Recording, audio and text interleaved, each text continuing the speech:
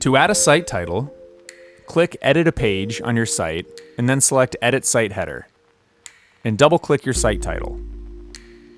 Entering a business name, blog title, or personal brand name here is a great way to help visitors identify your site.